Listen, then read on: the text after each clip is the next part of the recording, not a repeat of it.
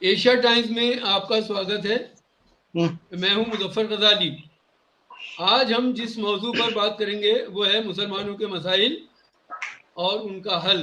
خاص مہمانوں میں ناصر عزیز صاحب ہیں جو ہائی کورٹ میں سینئر ایڈوکیٹ ہیں۔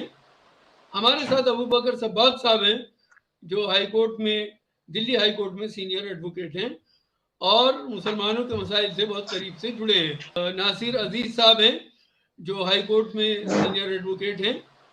ہمارے ساتھ ابو بکر سباق صاحب ہیں جو دلی ہائی کورٹ میں سینئر ایڈوکیٹ ہیں۔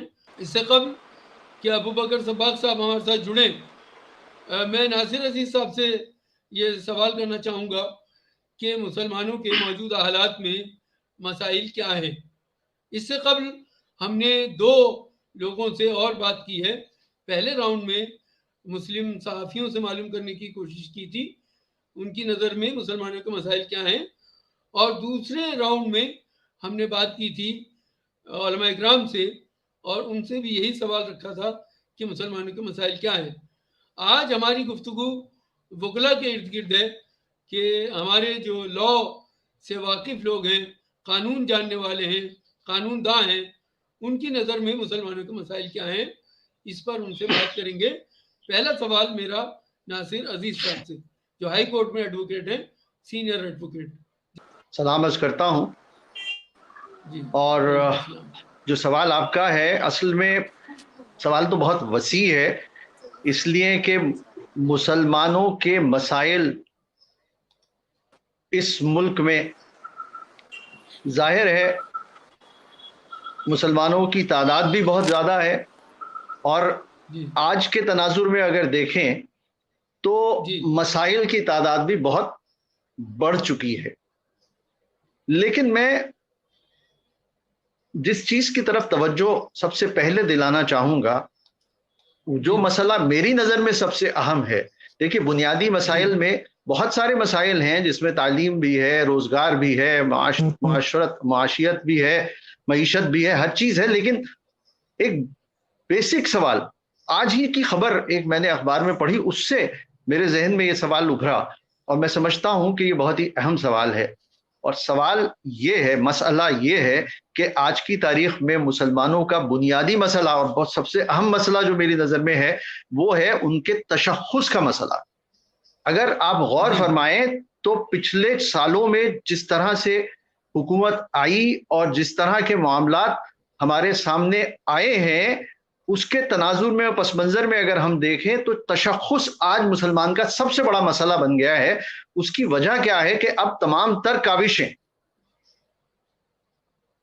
مجھے اجازت دے کہ میں بغیر کچھ مصلحت کے اپنی بات رکھوں، چونکہ آپ کی میں سمجھتا ہوں جو جس نیت سے آپ نے یہ پروگرام کیا ہے اس میں جس خلوص سے آپ نے یہ سوال رکھا ہے اسی خلوص سے اس کا جواب بھی میں دوں جس حد تک مجھ سے بن پڑتا ہے۔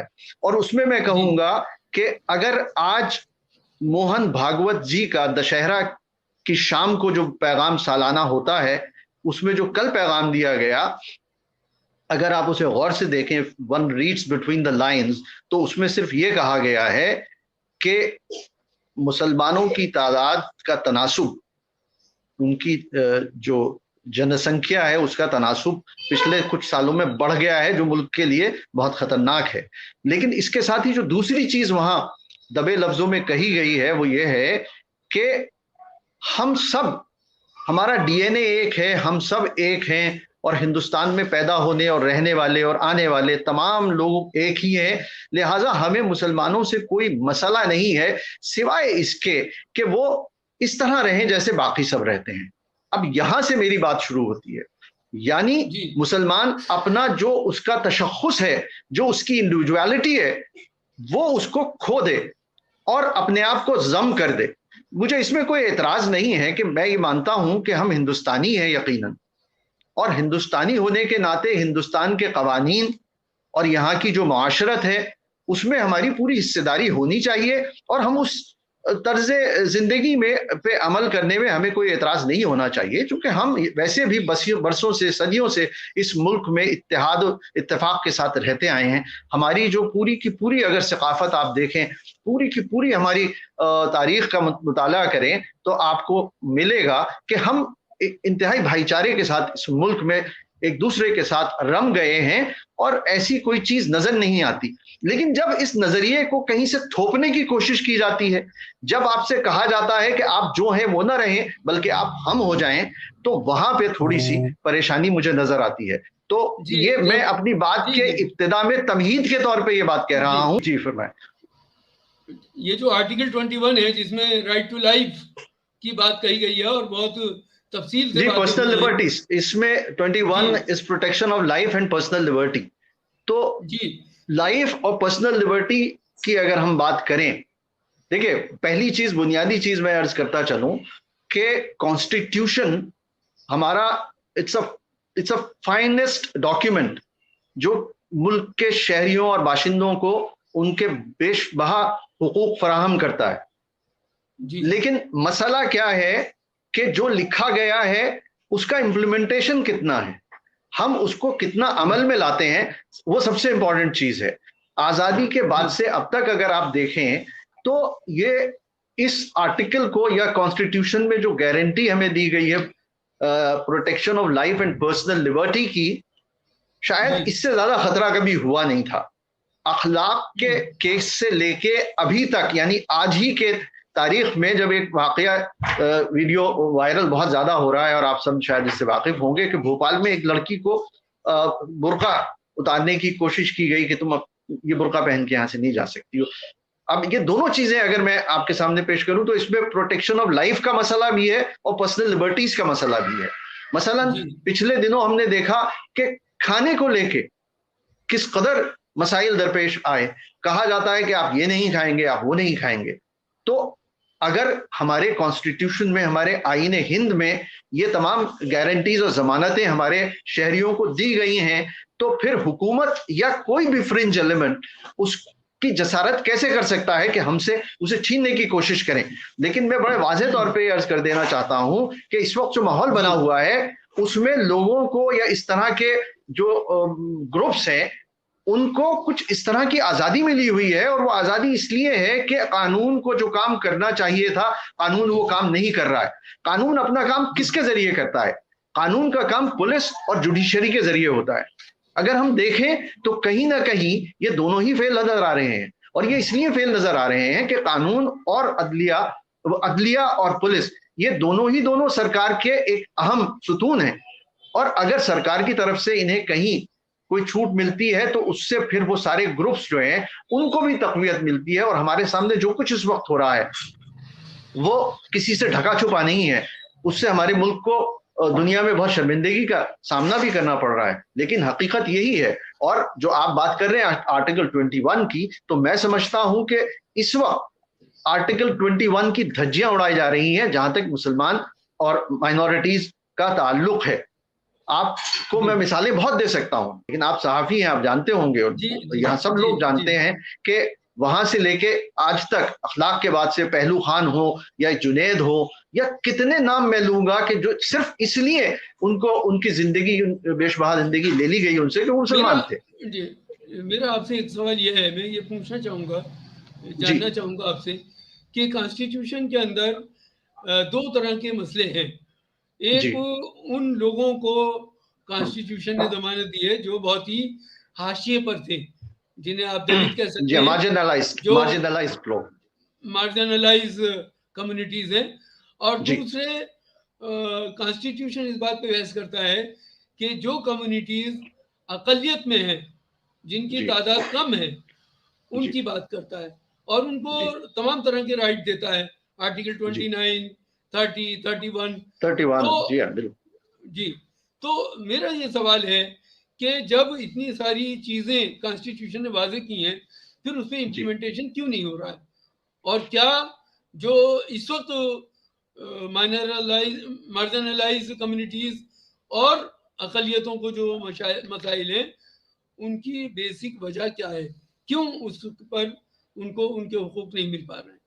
دیکھیے آپ کا جو سوال ہے اس کے دو حصے ہیں. پہلا والا حصہ میں بعد والا پہلے لے لیتا ہوں کیونکہ اس میں ہم کازز کی بات کر رہے ہیں اور وہ کیوں نہیں ہو رہا ہے یہ ہم دوسرے میں آئیں گے.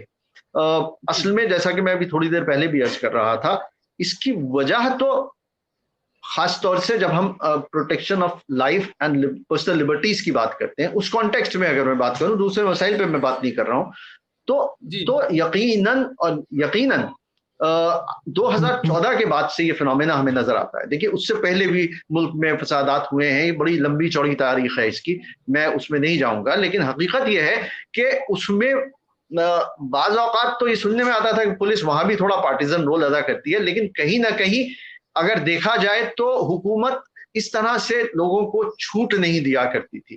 لیکن 2014 کے بعد سے چونکہ جو حکومت اس وقت ہمارے یہاں حکومت میں ہے اور حکمراں طبقہ ہے ہمارا، اگر غور کریں آپ تو ان کا پورا پلانک جو ہے پاور حاصل کرنے کا، اقتدار حاصل کرنے کا، وہ ہندوتوا ہے. اور ہندوتوا کو انہوں نے انلیش کیا ہے. ظاہر ہے وہ ہندوتوا نکھر کے آتا ہے جب اس کا اطلاق مسلمانوں پر ہوتا ہے، جب مسلمانوں کو پریشان کیا جاتا ہے، دیوار سے لگایا جاتا ہے، تو ایک طرح سے ملک کے کچھ لوگوں کو جو شرپسند میں کہوں گا جنہیں، انہیں اس سے خوشی حاصل ہوتی ہے اور شاید اس سے ہماری حکومتوں کو تقویت حاصل ہوتی ہے. میں تھوڑی دیر پہلے جیسے عرض کر رہا تھا کہ ایسا کیوں ہوتا ہے کہ یہ واقعات بہت بڑھ گئے ہیں. مثلا اگر ملک میں آزادی کے بعد سے 2014 تک مثال کے طور پہ میں کسی ڈیٹا میں نہیں جا رہا ہوں، 100 فسادات ہوئے تھے، تو اس کے بعد سے جو معاملات، فسادات بھلے ہی نہ ہوئے ہوں لیکن جو مار پیٹ، قتل و غارت گری اور ظلم کے معاملات ہمارے سامنے نظر آتے ہیں وہ انگنت ہیں. روز اخبارات کی سرخی شہ سرخی بنتے ہیں اور اس میں ہمیں یہ دیکھنے کو ملتا ہے، یعنی ایسے واقعات بھی بہت سارے ہیں اور اس میں سے کچھ جو ہے عدالت میں زیر سماعت بھی ہیں کہ پولیس کا اس میں انوالومنٹ نظر آتا ہے. تو جب پولیس جو محافظ ہے شہریوں کی وہ ہی اس میں انوالو ہو تو آپ سمجھ سکتے ہیں کہ وہ کیوں نہیں ہوگا. تقویت کہاں سے ملتی ہے لوگوں کو؟ دیکھیے سزا، قانون کی سزا، میں نے جیسے شروع میں عرض کیا تھا، قانون کا لاگو کرنا، دو یہ ذمہ داریاں پولیس پہ اور مقننہ پہ یا ہماری جو عدلیہ ہے اس پہ عائد ہوتی ہیں. لیکن اگر ہمیں سزا ہی نہ ملے تو پھر کیا ہوگا؟ میں ایک شعر سے آپ کو مثال دوں کہ مجھے نہیں ہے سزا کا کوئی بھی خوف و خطر، مجھے نہیں ہے سزا کا کوئی بھی خوف و خطر، امیر شہر میرے گھر کے پاس رہتا ہے.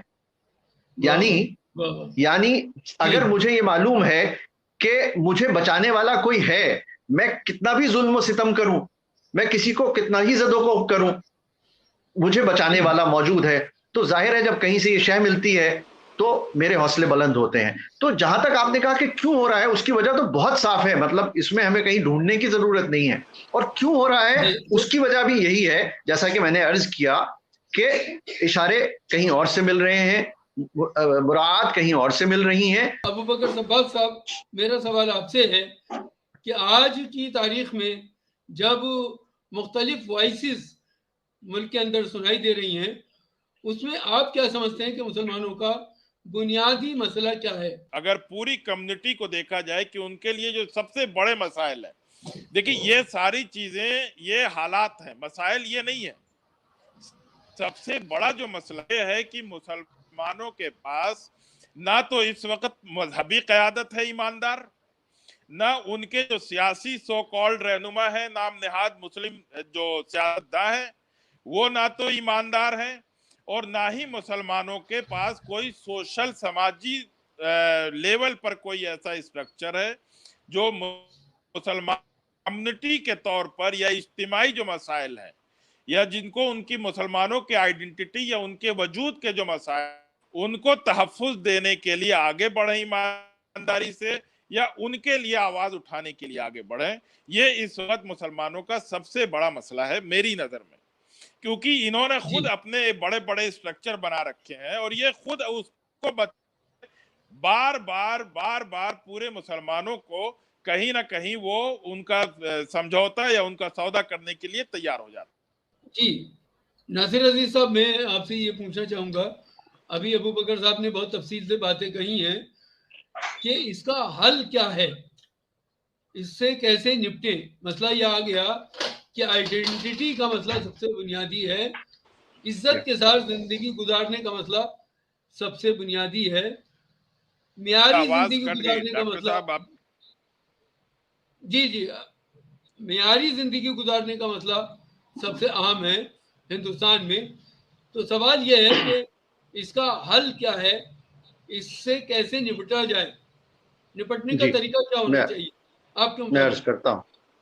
جی ہاں جی، دیکھیے مسائل تو اتنے زیادہ ہیں کہ ہم ان کا احاطہ بھی یہاں نہیں کر سکتے. صرف مسائل کا، مسلمانوں کے اتنے بڑے مسائل ہیں جس کی طرف ابھی ابو بکر صاحب نے بھی کچھ اشارہ کیا ہے.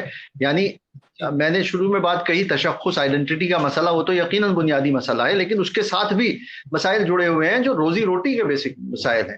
یعنی پوری طرح سے نہ اس کے پاس کام ہے، نہ اس کے پاس روزگار ہے، نہ اس کے پاس. جو سب سے بڑا مسئلہ ہے وہ یہ ہے کہ جو انڈر ریپرزنٹیشن ہے ہمارے حکومتی اداروں میں، وہ سب سے بڑا مسئلہ ہے، اور اس میں دونوں ہی ذمہ دار ہیں. دیکھیے میں یہ تو دیکھ رہا ہوں اور ہم سب دیکھتے ہیں اس چیز کو کہ کہیں نہ کہیں کچھ جانبداری ہمیں نظر آتی ہے، اور خاص طور سے آپ اگر غور فرمائیں گے تو بعض محکمے تو ایسے ہیں کہ جہاں ان کا تناسب بہت ہی کم نظر آتا ہے. لیکن کیا ہم یہ کہہ سکتے ہیں کہ یہ مسئلہ صرف اس لیے ہے کہ اس میں جانبداری سے کام لیا جاتا ہے یا غیر جانبدارانہ رویہ اپنایا نہیں جاتا ہے؟ ایسا نہیں ہے، کچھ مسئلہ ہمارے ساتھ بھی ہے. دیکھیے میں جب مسائل کی بات مسلمانوں کے کرتا ہوں تو تناظر دو ہیں، اس کے پس منظر دو ہیں. ایک پس منظر ہے جو قومی سطح پر، سرکاری سطح پر مسلمانوں کے ساتھ امتیاز بڑھتا جاتا ہے، اس کے نتیجے میں جو مسائل پیدا ہوتے ہیں، ایک تو وہ ہیں. لیکن ایک بنیادی مسئلہ مسلمانوں کے اپنے ساتھ بھی ہے، اور وہ مسئلہ یہ ہے کہ ان کے یہاں نہ صرف یہ کہ تعلیم کا فقدان ہے، تعلیم کی کمی ہے، بلکہ اس کے ساتھ ساتھ جو دوسرا بڑا مسئلہ ہے وہ اتحاد و اتفاق کی اس وقت کمی اور فقدان ہے. بلکہ اگر ہم غور کریں گے اپنی ملت پر تو نظر آئے گا کہ اس وقت جتنا اتفاق، جتنی پھوٹ ہم لوگوں کے درمیان ہے، وہ اس کا نقصان ہماری وجہ سے ہی ہو رہا ہے، وہ دوسروں کی وجہ سے نہیں ہو رہا. تو اس میں ہمیں دونوں طرح سے میں اس بات کا ذکر کرنا چاہوں گا. پہلی چیز تو یہ ہے کہ مسلمانوں کو اپنے درمیان اتفاق و اتحاد پیدا کرنا چاہیے. جس مسئلے کی طرف ابو بکر عباد صاحب نے، ابھی شباق صاحب نے ذکر کیا جس کا، وہ بھی بہت اہم ہے کہ ہمارے پاس کوئی رہنما نہیں ہے اس وقت، قابل قدر رہنما نہیں ہے. لیکن مسئلہ یہ ہے کہ اگر ہمارے ساتھ ایک یہ بھی مسئلہ ہے کہ جب ہمیں کوئی رہنما نظر آتا ہے تو ہم اس کی رہنمائی قبول کرنے کو بھی تیار نہیں ہوتے ہیں، ہم اس پہ شک کے تیر چھوڑنا شروع کر دیتے ہیں. یہ بھی ایک بڑا مسئلہ ہے. تو ایک تو ہمیں کہیں نہ کہیں اتفاق پیدا کرنا پڑے گا. ناصر صاحب اس کا حل کیا ہے، اس پر توجہ دینے کی ضرورت ہے. اسی کی طرف میں آ رہا ہوں. ایک تو حل یہ ہے جو میں نے عرض کیا کہ اتفاق سے کام لینا پڑے گا. دیکھیے اتحاد سے بڑھ کے کوئی چیز نہیں ہے. جب ہم میں اتحاد ہوگا، کیونکہ دیکھیے ہم یہ بات بھی ہمیں سمجھنے کی ضرورت ہے کہ مائنورٹی ہیں، ہم مائنورٹی اس لیے ہیں کہ جو دوسری بڑی میجورٹی ہے اس سے ہم کم تر ہیں نمبرز میں. لیکن اس کے باوجود اگر آپ غور کریں تو میرے خیال سے ہندوستان کے مسلمانوں کی کل تعداد پاکستان کے مسلمانوں سے بھی کہیں زیادہ ہے. تو کوئی اتنی چھوٹی موٹی طاقت بھی نہیں ہے. اگر ہم اس نمبر کو جوڑ لیں اور اتحاد پیدا کریں، ہمارے اب یہ دیکھیے کہ ہمارے اپنے کتنے ادارے ہیں جو ہمارے مسائل کو حل کرنے کے لیے سامنے آ رہے ہیں، بہت کم ہیں. تو میرا کہنا یہ ہے کہ جہاں ایک طرف ہم اس کو حکومت کو، حکومت کی بے توجہی کو ذمہ دار ٹھہرا سکتے ہیں، اور اس کے لیے کوشش ہونی چاہیے ہر لیول پہ کہ حکومت بھی مسلمانوں کو بڑھنے کے مواقع دے. اسی کے ساتھ ساتھ یہ بھی ضروری ہے کہ مسلمان قوم، ہم ملت کے طور پہ یکجا ہوں، متحد ہوں، اب ایسے ادارے قائم کریں، ایسی لیڈرشپ قائم کریں جو ہمارے ان مسائل کو اچھی طرح سے حل کر سکے. اس کے بغیر ہم آگے بڑھ ہی نہیں سکتے. مسائل تو ہمیشہ سے ہیں اور رہیں گے، لیکن ان کو حل کرنے کے لیے پہل ہمیں بھی کرنی ہوگی. کہیں نہ کہیں ہمیں بھی سامنے آنا پڑے گا ایز اے قوم، ایز اے ملت. میرا اپنا ماننا ہے. جی ابو بکر صاحب، آپ کی نظر میں اس کا حل کیا ہے؟ دیکھیں میری محترم، میری نظر میں اس کا سب سے بنیادی حل جو ہے، چونکہ یہ پورے مسائل جو ہیں جڑ، دیکھیں اگر ہم تعلیمی یا معاشی طور پر اگر پسماندہ ہیں یا سماجی اور سیاسی طور پہ پسماندہ ہیں، تو اس کی سب سے اہم یہ ہے جو بھی گورنمنٹ کی پالیسی ہے یا دستوری جو ہمارے حقوق ہیں وہ جو نہیں مل رہے ہیں، وہ کہیں نہ کہیں ہمارے سیاسی جو فقدان ہے قیادت میں یا جو ایمانداری کی کمی ہے اس کی وجہ سے ہو رہا ہے۔ بھائی سیکولر پارٹی کے نام پر مسلمانوں کا ووٹ لے کر 2013 سے 2003 سے 2013 تک کانگریس نے حکومت کی۔ اس نے سچر کمیٹی رپورٹ کے ذریعے یہ بھی بتا دیا کہ مسلمانوں کے اوپر ہزاروں فسادات ہوئے ہیں اور فسادات کی وجہ سے مسلمان معاشی اور صنعتی طور پر بہت زیادہ پسماندہ ہو گئے ہیں۔ اب سوال یہ ہے کہ اس کے الیکشن مینیفیسٹو میں جب یہ تھا کہ کمیونل وائلنس پریونشن جو ہے یا پروٹیکشن کا بل جو ہے وہ پاس کیا جائے گا، تو وہ کون سی چیز تھی کہ 10 سالوں میں 2003 سے 2013 تک کانگریس کمیونل وائلنس بل لے کے نہیں آ پائی؟ کون سی مجبوریاں تھیں؟ مسلم قیادت میں سے کسی نے بھی 10 سال میں یہ کوشش نہیں کی یا یہ آواز نہیں اٹھائی کہ مسلمانوں کو چونکہ فرقہ وارانہ فسادات کے ذریعے ٹارگٹ بنایا جاتا ہے، اس لیے مسلمانوں کو ان فرقہ وارانہ فسادات سے تحفظ دینے کے لیے اسپیشل قانون لے کے آیا جائے، جو کہ پہلے سے مینیفیسٹو موجود تھا۔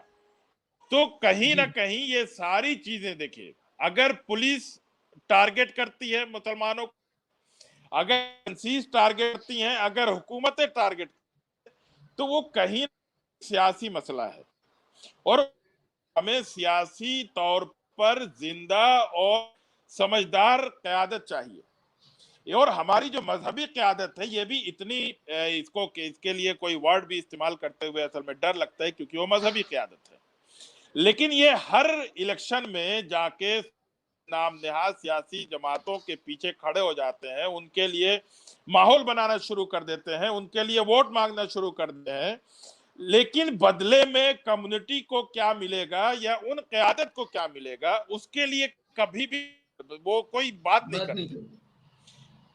اگر ہماری قیادت ہی پارلیمنٹ میں جائے، دیکھیں آپ اپنے بیٹے داماد کرتے ہیں کیا لے کے چیزیں آتی ہیں، ایک لمبے ٹائم تک اعظم خان اور جو امام بخاری کے بیچ میں جو ساری باتیں ہوئی جو منظر عام پر آئی، ہم ان ساری چیزوں ہم صرف یہ مسلم قیادت مسلمانوں کو یا مسلم قوم کو، جی ہم کسی کا نام نہ لیں، نام نہیں لے رہا ہوں میں، نہیں ایلیگیشن نہیں لگا رہا ہوں میں، لیکن جو چیزیں میڈیا میں آتی رہی ہیں مسلم قیادت کے نام پر، وہ ساری چیزیں مسلم قیادت کی چیزیں ہیں، وہ مسلم قوم کے لیے تشویشناک ہیں۔ اور آج اگر اتنی پسماندگی پچھڑا پن ہے، یہ مظلومیت ہے، تو یہ قیادت اس کی ذمہ دار ہے۔ جب تک قیادت ان ساری چیزوں پر ایمانداری سے کام نہیں کرے گی، اس وقت تک مسلم قوم کی، بھائی دیکھیں آپ کو ووٹ دے کے اگر پارلیمنٹ میں پہنچایا جا رہا ہے یا آپ اگر کسی پہنچا رہے ہیں، وہاں پر جا کے اگر آپ کے جو مفادات ہیں ان کا تحفظ نہیں کرتا ہے تو اس کا ذمہ دار کون ہے؟ یہ ڈیموکریسی ہے، پارلیمنٹ ہے، یہاں پر پارلیمنٹ آپ کی قسمت کا فیصلہ کرے گی۔ آپ کے پروگرام یا ایسی روم میں بیٹھ کر ہونے والی جو اسٹریٹجی یا برین اسٹارمنگ جو سیمینار ہوتے ہیں، وہ صرف وہ ختم ہو جاتے ہیں جیسے ہی پروگرام ختم ہوتا ہے۔ یہاں پر جو بھی پالیسی بنے گی ملک میں، وہ بنتی ہے پارلیمنٹ سے، اور پارلیمنٹ میں ہماری نمائندگی بہت کمزور ہے، جوڈیشری میں ہماری نمائندگی بہت کمزور ہے۔ ابھی پچھلے 1-2 مہینے میں جو بہت سے ججز بنے، سب کچھ ہوا، اس میں مسلمانوں کے نام کیوں نہیں ہے؟ کیونکہ کہیں نہ کہیں اگر کولیجیم سسٹم بھی ہے تو وہ گورنمنٹ کے دباؤ میں ہے، گورنمنٹ کا ڈائریکٹ اس میں انٹرفیرنس ہے، اور اگر مسلم قیادت وہاں پر نہیں ہے، مسلمان ظاہر سی بات ہے ڈپرائیوڈ کلاس۔ भाई नासिर अजीज साहब इतने सीनियर वकील बन के आज भी अगर इनका नाम जज के लिए नहीं आया तो उसकी जिम्मेदार नासिर अजीज साहब नहीं है। वहां पर बैठे हुए वो मुस्लिम नाम नेहाज सियासतदान हैं जो सिर्फ अपनी जेबों कर रहे हैं या वो भी नहीं भर पा रहे हैं तो वो उससे ज्यादा नहीं है। जी जी जी। मुजफ्फरनगर दंगा हुआ, उस वक्त समाजवादी पार्टी की हुकूमत थी, उस पार्टी में कितने मुसलमान एमएलए थे और कितने मुसलमान वज़रा थे, मिनिस्टर्स थे, और उसमें आज तक कुछ नहीं हुआ। और आज वो जाके जो केसेस थे वो केसेस वापस लिए जा रहे हैं। जी तो मैं आपके बात दोबारा लौटता हूँ अबू बकर साहब, मैं आपका दोबारा लौटता हूँ। नासिर अजीज साहब से बात कर रहे थे। एक बात कि जो ये मुकदमात की जो वापसी का ये जो पूरा जो सियासी जो शोर हंगामा है, इसकी शुरुआत मुजफ्फरनगर से नहीं हुई है। योगी महाराज तो आए 1993 मुकदमात ने कानपुर में हजारों करोड़ का मुसलमानों का नुकसान हुआ, सैकड़ों जाने गई, और वहां पर जैसे ही समाजवादी पार्टी की सरकार बनी बाबरी मस्जिद दंगों के बाद, उसने मुसलमानों के खिलाफ दंगाइयों को दंगा करने जो मुकदमात थे उन सारे मुकदमात आदमी मुलायम सिंह था, जिसे हम मुल्ला मुलायम सिंह कहते हैं। लेकिन इस पर सवाल कहीं क्यों नहीं है? मुसलमानों को कुछ नहीं मालूम है। बिल्कुल। तो इन सारी चीजों को लेकर बेदारी वो कहीं ना कहीं क़यादत की कमजोरी है। जी नासिर अजीज साहब, मैं आखिरी राउंड में हूं और आपसे आखिरी कमेंट ये चाहता हूं कि जो कमियां हैं, जो मसाइल हैं, वो सबकी नॉलेज में है। आपने बहुत तफसील से दोनों हजरात ने उनको बताया और हल भी बताया। अब सवाल यह है कि इस हल का इम्प्लीमेंटेशन कैसे हो, अचीव कैसे करें इन हलों को। जो हल आपने बताया उसको हम कैसे हासिल करें, सवाल ये है। देखिए, मैं ये अर्ज कर दूं आपसे कि आज इत्तेफाक से 17 अक्टूबर है और आज सर सैयद डे है। आज मैं सुबह से इस बात पे गौर कर रहा हूं कि किस तरह एक मर्द मुजाहिद ने इतने नामुसाद हालात में एक विजन अपना सामने रखा। और मैं कहीं उनका आखिरी मैसेज पढ़ रहा था सर सैयद अलैहिर्रहमा का, जिसमें उन्होंने ये कहा है कि मुझ पर इतना इस्तबदाद हुआ और मुझे कौम ने इस कदर मलामतें की और मेरे लिए इतने रखने खड़े किए कि मैं बहुत जल्दी बूढ़ा हो गया और मेरी बीनाई या बसारत भी जो है वो जल्दी चली गई, लेकिन मेरा विजन खत्म नहीं हुआ है। मैं तुम लोगों से ये कहता हूं कि मेरे इस विजन को आगे लेके चलना। लेकिन अफसोसनाक बात जो है वो ये है कि सर सैयद के बाद से अब तक इस कौम ने कोई दूसरा सर सैयद क्यों नहीं पैदा किया, ये मसला है। मैं समझता हूं कि अबू बकर सबाक साहब ने भी अभी इसकी तरफ इशारा किया, और सबसे बड़ा अगर कोई हल मुझे नजर आता है मुसलमानों की अपलिफ्टमेंट के लिए, मुसलमानों के इन मसाइल के हल के तई। देखिए, मैं पहले ही अर्ज कर चुका हूं, मेरी बहुत ही हालांकि मैं बड़ा ऑप्टिमिस्टिक आदमी हूं, लेकिन उसके बावजूद जो इस वक्त हमारे चारों तरफ हालात हैं, जिस तरह हुकूमत का इताब हम पर है, जिस तरह एक खास तबका हमें इताब का शिकार बना रहा है, हम लोगों को कोई राह नजर नहीं आ रही है। मैं मायूस नहीं होता हूं, लेकिन उसके बावजूद कहीं ना कहीं मायूसी घेर लेती है जब इस तरह से पता लगता है कि एक शख्स ने तो जुल्म किया, लेकिन जो जुल्म की सजा देने वाला है उसने भी उस तरफ कोई तवज्जो नहीं की और जुल्म बढ़ता चला जा रहा है। ऐसे हालात में मैं शुरू से ये अर्ज कर रहा हूं कि असल में बहुत मारूफ शेर है। वो शेर क्या है? वो कुरान पाक की आयत का एक तर्जुमा मौलाना जफर अली खान मरहूम ने किया था, वो बहुत मशहूर है, आप सबने सुना होगा। खुदा ने आज तक उस कौम की हालत नहीं बदली, न हो जिसको ख्याल आप अपनी हालत के बदलने का। मैं समझता हूं यही एक हल है, इसमें मुज़मर है हमारी सबकी जो फलाह है वो इसी में मुज़मर है। हमें जो कुछ करना है, हम बहुत बात करते हैं, मैं इस बात को मानता हूं कि सरकार की पुष्टपनाही और सरकार की तरफ से बढ़ावा जो है वो किसी भी कौम को आगे बढ़ने के लिए काफी है। हम कैसे کیسے اس تک پہنچے، سوال یہ ہے. جی میں بتاتا ہوں. دیکھیے تعلیم، میں وہی میری اسی بات میں یہ سب کچھ چھپا ہوا ہے کہ اگر ایک سر سید یہ سب کر سکتا ہے تو آج ہماری تعداد تو اتنی زیادہ بڑھ چکی ہے. کیا ہم مل کے، میں شروع سے یہ کہہ رہا ہوں کہ کیا ہم مل کے کوئی ادارہ اس طرح کا قائم نہیں کر سکتے جیسے علی گڑھ موومنٹ تھا؟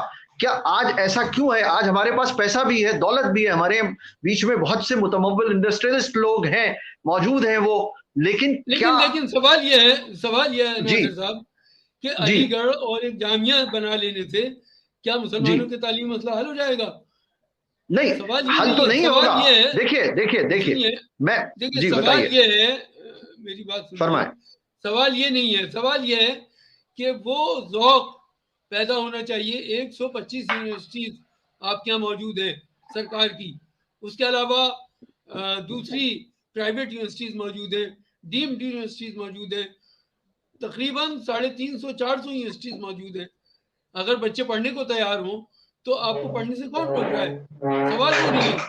میں آپ سے بات یہ نہیں، کر آپ رہا بالکل ہوں صحیح فرما رہے ہیں. میں بالکل اتفاق رکھتا ہوں آپ سے. ہم کیسے اچیو کریں اس حل کو، جس حل کی بات آپ کر رہے ہیں، اس کے حل کا طریقہ کیا ہو، دیکھیے کہاں سے شروع کریں؟ یہ تو ایک پہلو تھا کہ کوئی ایسا ادارہ قائم ہو، لیکن آپ صحیح فرما رہے ہیں. میں یہ عرض کر رہا ہوں کہ بہرحال تعلیم کا ذوق تو اپنے اندر خود پیدا کرنا ہے، لیکن وہ کہاں سے آئے گا؟ اس کے لیے کہیں نہ کہیں ایک ایسے اداروں کی قیادت کی ضرورت ہے.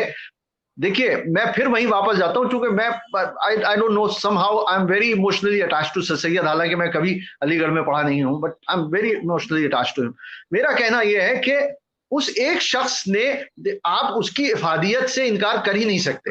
دیکھیے میں علی گڑھ نہیں گیا، علی گڑھ میں تعلیم حاصل نہیں کی. میری تعلیم جو ہے وہ دلی یونیورسٹی سے ہوئی ہے. آپ نے صحیح فرمایا، یونیورسٹی تو یہ بھی ہے، لیکن وہ جذبہ کہیں نہ کہیں ادھر سے آیا. وہ تعلیم کا ایک جو اسپارک تھا وہ تاریخ پڑھ کے آیا. آپ کا بالکل کہنا صحیح ہے، بجائے کہ کہیں نہ کہیں تعلیم کے لیے ہمیں خود ہی آگے آنا پڑے گا. اور ایک چیز جس کی طرف یہ اشارہ کر رہے تھے ابو بکر صاحب، کہ سچر کمیٹی کی رپورٹ آتی ہے جو یہ کہتی ہے کہ مسلمانوں کی تمام تر حالت اس ملک میں کئی پیرامیٹرز میں ہمارے جو بھائی ہیں، ہریجن بھائی ہیں، ان سے بھی کم تر ہے. یہ بات آتی ہے سامنے. تو اس کے باوجود حکومت نے یہ ایک کمیٹی تو بنا دی. انہیں بڑا اچھا لگا یہ جان کے کہ بھئی مسلمانوں کی حالت اتنی بدتر اور ابتر ہے. لیکن کیا ان تمام سالوں میں جب وہ حکومتیں رہیں تو انہوں نے کیا اس طرف کوئی قدم بڑھایا؟ میرا کہنا یہ ہے کہ وہ سارے معاملات سیاسی ہیں. ہمیں اپنے طور پہ کہیں نہ کہیں صرف یہی، اور تعلیم کا معاملہ جہاں تک ہے، صرف یہ تعلیم نہیں ہے، اس کے ساتھ اور چیزیں بھی ہیں. ہماری صنعتیں ہیں، ہماری تجارتیں ہیں، ہماری معاشرت ہے. ان سب میں ہمیں آگے بڑھنا ہے. اور صرف میرا کہنا یہ ہے کہ صرف حکومت پر قناعت کرنا کافی نہیں ہے. ہمیں خود ہی آگے بڑھ کے اپنی حالت کو سدھارنے کی ضرورت ہے. اس کا لب لباب یہ ہے. بہت شکریہ ابو بکر صاحب. آخری سوال آپ سے، آپ اپنے آپ کو انمیوٹ کر لیجئے. آپ سے میرا سوال یہ ہے، ابو بکر صاحب سن رہے ہیں مجھے؟ ابو بکر صاحب سن رہے ہیں؟ جی آپ مجھے سن پا رہے ہیں ابو بکر صاحب؟ آپ کیا جی اب تھوڑی سی آواز آئی، بتائیں.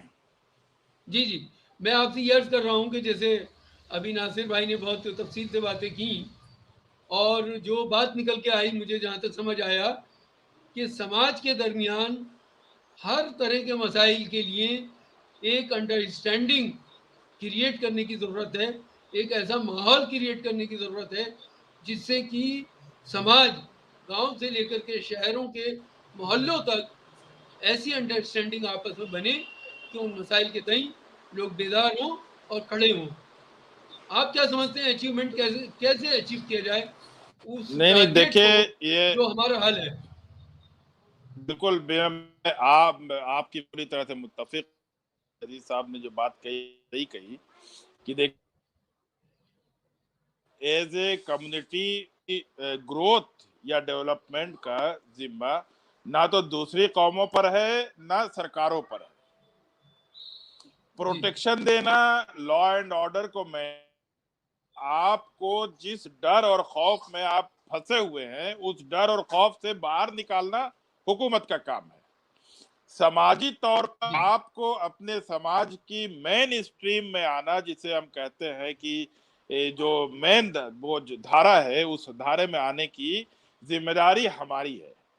लेकिन कि जो समाज बुरी तरह से दंगों से, हुकूमती जुल्मों सितम से पूरी तरह से दबा हुआ हो, पिछले 10-12 सालों से दहशतगर्दी के फसादात से जुड़े हुए मुकदमात देख रहा हूं, हर जगह, वहां से लेके आज तक, वो डॉक्टर उमर गौतम साहब या मौलाना कलीम सिद्दीकी साहब की चार्जशीट तक ये इल्जामात हैं कि ये गुजरात दंगों की बातें किया करते थे, मुजफ्फरनगर दंगों की किया करते थे, ये बाबरी के तो क्या करते, उसके लिए आप दूसरे से मिला करते थे। मतलब हमें मारा गया, हमें काटा गया, हमारी आबादियों को बर्बाद किया गया, समाजी, माशी, सियासी हर प्लेटफॉर्म पे हमें तोड़ा गया, तो क्या हम बात भी करना हमारे लिए जुर्म है? और ये सारी चीजें होने पर जो हमारे ऊपर जो सरकारी जुल्मों से आती है, उसके लिए आवाज उठाना क्या क़यादत की बुनियादी जिम्मेदारी नहीं है? तो देखिए, समाज चूंकि दबा कुचला है, 70 सालों में कितना कांग्रेस ने इस्तेहसाल किया है, जाते जाते उसने भी अपनी रिपोर्ट दे दी, सच्चर कमेटी रिपोर्ट के तौर पर, कि देखो हमने 70-65 साल में तुम लोगों को यहां तक पहुंचा दिया है कि तुम दलितों से ज्यादा बैकवर्ड हो चुके हो। अब सवाल ये है कि आज रिजर्व उनको मिलता है, उनके स्कीम्स से लेकर, उनके स्कूलों से लेकर, उनके गांव में बनने वाली सड़क से लेकर हॉस्पिटल तक, तो क्या मुसलमानों को, मतलब मुसलमान कैसे आगे बढ़ेंगे अगर मुसलमानों को स्कूलों में जगह नहीं मिलेगी, अगर सरकार कोई स्कीम नहीं बनाएगी? भाई केजरीवाल ने पूरे दिल्ली में काम आया, मुसलमानों के इलाके, चाहे वो जिला का इलाका हो, चाहे वो जामिया नगर का इलाका हो, कोई एक हॉस्पिटल बता दिए आप, कोई एक स्कूल बता दिए जो केजरीवाल ने बनवाया हो। तो कहीं ना कहीं मुसलमानों को तालीमी आगे बढ़ना चाहिए, और तालीम ही बुनियाद है आपको माशी, सियासी, समाजी तौर पर स्टेबल करने के लिए। लेकिन वो एक दबी कुचली पिछड़ी कौम जो पंचर बनाने वालों के नाम से मशहूर हो, कैसे पढ़ेगी स्कूल? भाई जिसके घर में बच्चे कमा रहे हैं, वो मजबूरी पे कमा रहे हैं। अगर बाप बीमार ना हो या बाप मरा ना हो, तो कैसे करें, अचीव कैसे करें? समाज खड़ा हो, सोसाइटी के लोग खड़े हो, करने के लिए क़यादत खड़ी हो, कौन क्या कैसे हो?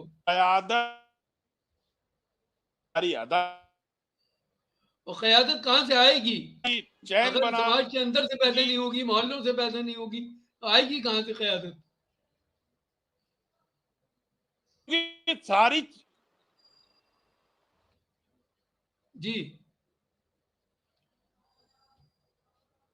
देखिए, समाज जो है ना, वो कहीं ना कहीं मुस्लिम समाज, वो मस्जिदों से, और मस्जिद जो है, जो मठाधीश हैं वो दिल्ली में बैठे हुए हैं, और यहां से पैगामात जाते हैं जो आसाम, बिहार, यूपी की एक एक मस्जिद तक होता है, हमें किस इश्यू पर क्या बात करनी है और किस तरह से लेके चलना है। तो आप अगर ये चाहें कि गांव के लेवल पर, मोहल्ले के लेवल पर कोई काम कर ले, और यहां से दिल्ली में मठाधीशों की उस पर कोई पॉलिसी का अगर वो नहीं गया है, तो वो चीज आप नहीं कामयाब हो सकती है। क्योंकि मस्जिद में इमाम वो जुमे के खुतबे में एक हल्की सी कुछ फूंक देगा, और लोग जो हकायक है उन हकायक करे बगैर हम आगे नहीं बढ़। तो क्या किया जाए, क्या किया जाए? मुस्लिम कौम मस्जिदों से चल रही है डॉक्टर साहब, और मस्जिदें अपने अपने नजरिए फिक्र और मसलक के मठाधीशों के इशारों पर चल रही है।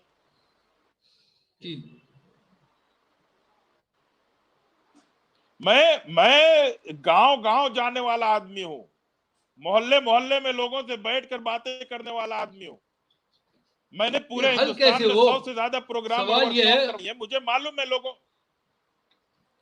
अबू बकर साहब, हल कैसे हो, कैसे अचीव करें हम? मस्जिद में तो इस्तंजे और वुजू के मसाइल बयान होते हैं, उसके आगे कोई बात नहीं होती है। उसके आगे कोई बात पढ़ लीजिए और 40 दिन का चिल्ला लगा लीजिए। मैं वही तो आपको कि वो सारी बातें नहीं होती हैं, क्योंकि उनके जो कायद है, रहनुमा है, उन्होंने उससे आगे बढ़ने की इजाजत नहीं दी है। तो क्या किया जाए? मैं वही सवाल आपसे कर रहा हूँ ना, क्या किया जाए? कायदीन को क्या किया जाए? उसके लिए समाज में मौजूद तमाम लोगों को यह एहसास दिलाया जाए कि हालात बहुत बिगड़ गए हैं और हर इंसान तक उसकी जिम्मेदारी पहुंचाई जाए, उस तक ये पैगाम पहुंचाया जाए कि अगर हिंदुस्तान में मुसलमान इतने पसमानदा हैं तो किन वजूहात पर हैं, और हमारी जिम्मेदारी है कि हम एक संजीदा शहरी होने के करते हुए समाज बनाने में अपना अहम किरदार अदा। जब तक मोहल्ले के 10 आदमी 15 आदमी होंगे, उस वक्त तक उस मोहल्ले में एक अच्छा स्ट्रक्चर नहीं तैयार हो सकता है। तो हमें एक ऐसा निजाम बनाना पड़ेगा जहां पर लोग खुद इकट्ठा हों और खुद इलाकाई सतह पर, जमीनी सतह पे अपने मसाइल को लेकर एक दूसरे से जुड़े, बैठ के बातें करें और वो उस इलाके में होने वाले तमाम मसाइल परेशानियों से सामना करने की स्ट्रेटेजी बनाए और उस पर वो काम करें। दिल्ली में बैठ जब तक गांव के लोगों को और इलाके के लोगों को, दूर देहात के लोगों को, दिल्ली में बैठे हुए लोग जब तक कंट्रोल करेंगे, उस वक्त तक चीजें ठीक नहीं हो सकती। जी, तो हमारे पास बहुत टाइम कम था और आज हमने गुफ्तगू को आपके साथ शेयर किया। आपके बहुत अहम मशवरों के लिए आपका बहुत बहुत शुक्रिया दोनों हजरात का। अगर आपको ये वीडियो पसंद आई हो तो आगे शेयर कीजिए।